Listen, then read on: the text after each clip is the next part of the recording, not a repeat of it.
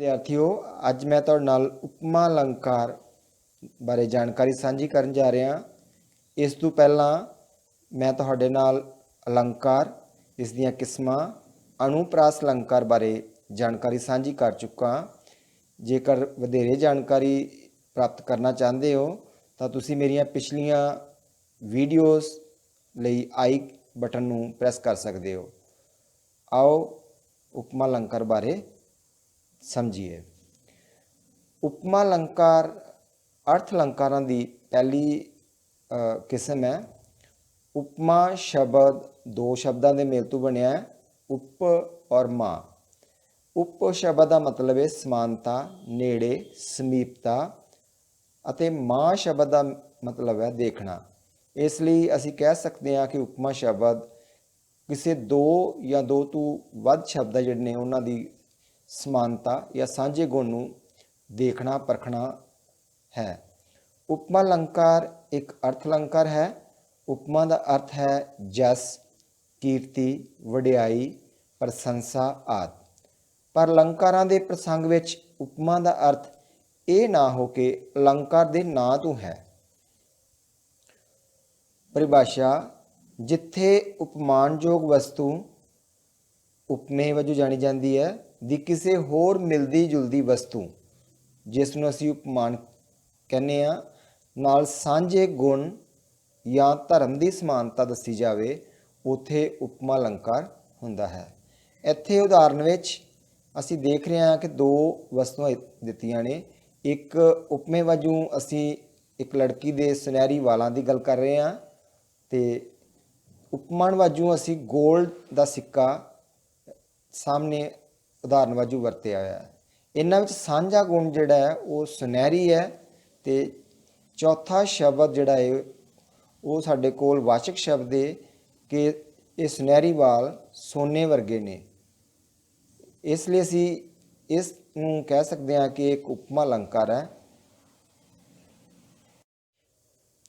विद्यार्थियों उपमा अलंकार के मुख्य रूप में चार तत्त हैं। नंबर एक उपमेय। उपमेय वो चीज़ है जिसकी उपमा की जाए जां जिस वस्तु की असी तुलना करनी है उसनूं उपमेय कहने आ। नंबर दो उपमान। वो वस्तु जिस नाल उपमा की जाए, जिस वस्तु की नाल असी तुलना करनी है उपमेय की, उस वस्तु नूं उपमान कहने आ। तीसरा पॉइंट है सांझा गुण। वो गुण जो दोनों में सांझा होवे, समान होवे, इसनूं असीं सांझा गुण या सांझा धर्म भी कहने आ। चौथा तत्त जिहड़ा इहदा वो वाचक शब्द है। वो शब्द जो इस उपमा या तुलना नूं प्रगट करे। उदाहरण वजों असीं इत्थे उदाहरण लई है उसका मुखड़ा चंद वर्गा सोहना है। इत्थे साडे कोल इस वाक विच चार तत्त मौजूद हैं। नंबर एक उपमेय। मुखड़ा शब्द जो है वो उपमेय है तो जिस नाल दी तुलना की गई है वो चंद है उपमान। जो इन्हां दा सांझा धर्म या सांझा गुण है दोनों में वो सोहनापन, सुहापन है तो वाचक शब्द वर्गा है। विद्यार्थियों वाचक शब्द वांग, वर्गा, जैसा, तैसा ये शब्द जिहड़े ने वाचक शब्द वजों असी उपमा अलंकार च वरतने आ। उदाहरण वजों असी जो काव्य सतरां लईआं ने वो सतरां ने लोचन अमल कमल दल जैसे विच नंबर एक ते उपमेय लोचन अखां नाइन। नंबर दो ते उपमान कमल दल कमल दी पंखड़ी। नंबर तीन ते सांझा गुण या धर्म दोनों में जो हुंदा है वो है निर्मलता। तो चौथा शब्द है वाचक शब्द जैसा। ये चारों तत्त इस काव्य सत्र विच मौजूद ने, इसलिए ये पूर्ण उपमा अलंकार की उदाहरण है। उपमा अलंकार दीयां किस्मां विच पहली किस्म है पूर्ण उपमा अलंकार। विद्यार्थियों जेकर अलंकार दे विच चारे तत्त भाव उपमेय, उपमान, सांझा गुण या धर्म अते वाचक शब्द मौजूद होण तां पूर्ण उपमा अलंकार हुंदा है।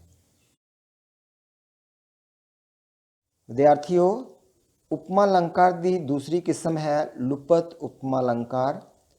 ਜਦੋਂ ਉਪਮਾ ਦੇ ਚਾਰੇ ਤੱਤਾਂ ਵਿੱਚੋਂ ਕੋਈ ਇੱਕ ਤੱਤ ਲੁਪਤ ਹੋਵੇ ਤਾਂ ਲੁਪਤ ਉਪਮਾ ਅਲੰਕਾਰ ਹੁੰਦਾ ਹੈ। ਕਹਿਣ ਦਾ ਭਾਵ ਜੇ ਚਾਰੇ ਤੱਤਾਂ ਵਿੱਚੋਂ ਕੋਈ ਅੰਗ ਲੋਪ ਹੋਵੇ ਤਾਂ ਉਸ ਦੇ ਨਾਂ 'ਤੇ ਹੀ ਉਸ ਅਲੰਕਾਰ ਦਾ ਨਾਂ ਰੱਖਿਆ ਜਾਂਦਾ ਹੈ। ਜਿਵੇਂ ਉਪਮਾਨ ਤੱਤ ਲੋਪ ਹੋਣ 'ਤੇ ਇਸ ਦਾ ਨਾਂ ਉਪਮਾਨ ਲੁਪਤ ਅਲੰਕਾਰ ਹੋਵੇਗਾ। ਇੱਥੇ ਉਦਾਹਰਨ ਵਜੋਂ ਜਿਹੜੀ ਕਾਵਿ ਸਤਰ ਲਈ ਗਈ ਹੈ ਉਸ ਦਾ ਮੁਖੜਾ ਸੇਬ ਵਰਗਾ ਹੈ। ਮੁਖੜੇ ਅਤੇ ਸੇਬ ਦੀ ਤੁਲਨਾ ਕੀਤੀ ਗਈ ਹੈ। ਕਹਿਣ ਦਾ ਭਾਵ ਮੁਖੜਾ ਉਪਮੇ ਵਜੋਂ ਤੇ ਸੇਬ ਉਪਮਾਨ ਵਜੋਂ ਵਰਤਿਆ ਗਿਆ ਹੈ, ਪਰ ਦੇਖਣ ਦੇ ਵਿੱਚ ਹੀ ਪਤਾ ਲੱਗ ਰਿਹਾ ਹੈ ਕਿ ਸੇਬ ਦਾ ਰੰਗ ਲਾਲ ਹੈ, ਜੋ ਕਿ ਇਹਨਾਂ ਦੋਨਾਂ ਵਿੱਚ ਸਾਂਝਾ ਗੁਣ ਜਾਂ ਧਰਮ ਹੋਣਾ ਚਾਹੀਦਾ ਸੀ, ਪਰ ਉਹ ਤੱਤ ਇਸ ਵਾਕ ਵਿੱਚ ਲੁਪਤ ਹੈ। ਇਸ ਲਈ ਇਸ ਨੂੰ ਅਸੀਂ ਧਰਮ ਲੁਪਤ ਅਲੰਕਾਰ ਵੀ ਕਹਾਂਗੇ। ਵਿਦਿਆਰਥੀਓ, ਉਪਮਾ ਅਲੰਕਾਰ ਦੀ ਤੀਸਰੀ ਕਿਸਮ ਹੈ ਮਾਲ ਜਾਂ ਬਹੁ ਉਪਮਾ ਅਲੰਕਾਰ। ਜਦੋਂ ਇੱਕ ਉਪਮਾ ਲਈ ਬਹੁਤ ਸਾਰੇ ਉਪਮਾਨ ਵਰਤੇ ਗਏ ਹੋਣ ਤਾਂ ਮਾਲ ਉਪਮਾ ਅਲੰਕਾਰ ਕਹਿੰਦੇ ਹਨ। ਵਿਦਿਆਰਥੀਓ, ਕਾਵਿ ਸਤਰ ਜੋ ਉਦਾਹਰਨ ਲਈ ਗਈ ਹੈ, ਮੁੱਖ ਖਿੜਿਆ ਵਾਂਗ ਗੁਲਾਬ ਦੇ ਸੋਹਣਾ ਜੀਕਰ ਚੰਦ। ਵਿਦਿਆਰਥੀਓ, ਸ਼ਬਦ ਮੁੱਖ ਉਪਮੇ ਹੈ। ਇਸ ਦੀ ਤੁਲਨਾ ਲਈ ਜੋ ਅਸੀਂ ਉਪਮਾਨ ਲਏ ਨੇ ਉਹ ਗੁਲਾਬ ਅਤੇ ਚੰਦ ਲਏ ਗਏ ਹਨ।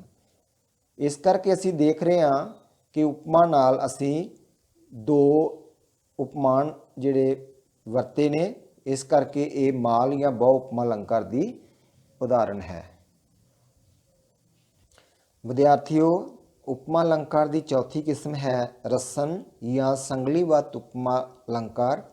ਵਿਦਿਆਰਥੀਓ, ਨਾਂ ਤੋਂ ਹੀ ਸਪਸ਼ਟ ਹੈ, ਰਸਨ ਜਾਂ ਸੰਗਲੀਵਤ ਮੀਨਸ ਇੱਕ ਲੜੀ, ਜਿੱਥੇ ਇੱਕ ਉਪਮੇ ਨੂੰ ਦੂਜੀ ਦਾ ਉਪਮਾਨ ਅਤੇ ਦੂਜੀ ਦੇ ਉਪਮੇ ਨੂੰ ਤੀਜੀ ਦਾ ਉਪਮਾਨ ਬਣਨ ਨਾਲ ਉਪਮੇ ਅਤੇ ਉਪਮਾਨ ਦੀ ਇੱਕ ਲੜੀ ਜੀ ਬਣ ਜਾਵੇ, ਰਸਨ ਜਾਂ ਸੰਗਲੀ ਉਪਮਾ ਅਲੰਕਾਰ ਕਹਿੰਦੇ ਹਨ।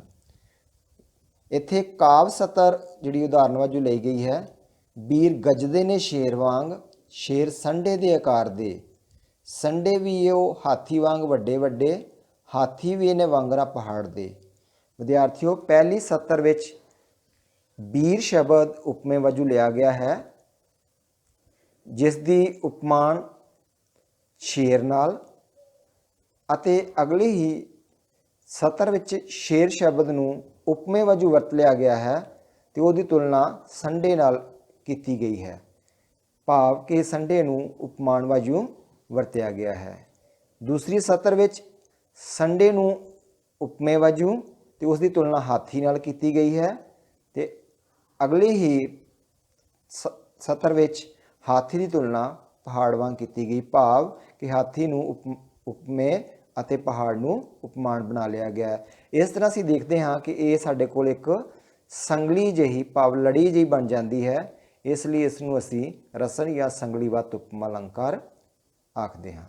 ਪਿਆਰੇ ਵਿਦਿਆਰਥੀਓ, ਉਪਮਾ ਅਲੰਕਾਰ ਦੀ ਪੰਜਵੀਂ ਕਿਸਮ ਹੈ ਉਪਮੇ ਉਪਮਾਨ ਉਪਮਾ ਅਲੰਕਾਰ, ਜਿੱਥੇ ਇੱਕ ਉਪਮਾ ਦੇ ਉਪਮੇ ਨੂੰ ਦੂਜੀ ਦਾ ਉਪਮਾਨ ਅਤੇ ਉਪਮਾ ਨੂੰ ਉਪਮੇ ਬਣਾਇਆ ਜਾਵੇ, ਉਪਮੇ ਉਪਮਾਨ ਉਪਮਾ ਅਲੰਕਾਰ ਕਹਿੰਦੇ ਹਨ।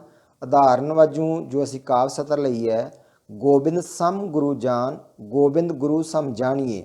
ਇੱਥੇ ਸ਼ਬਦ ਗੋਬਿੰਦ ਉਪਮੇ ਵਜੋਂ ਅਤੇ ਗੁਰੂ ਨੂੰ ਉਪਮਾਨ ਵਜੋਂ ਵਰਤਿਆ ਗਿਆ ਹੈ। ਸਤਰ ਦੂਸਰੀ ਵਿੱਚ ਗੋਬਿੰਦ ਸ਼ਬਦ ਉਪਮਾਨ ਵਜੋਂ ਅਤੇ ਗੁਰੂ ਸ਼ਬਦ ਉਪਮੇ ਵਜੋਂ ਵਰਤਿਆ ਗਿਆ ਹੈ। ਧੰਨਵਾਦ।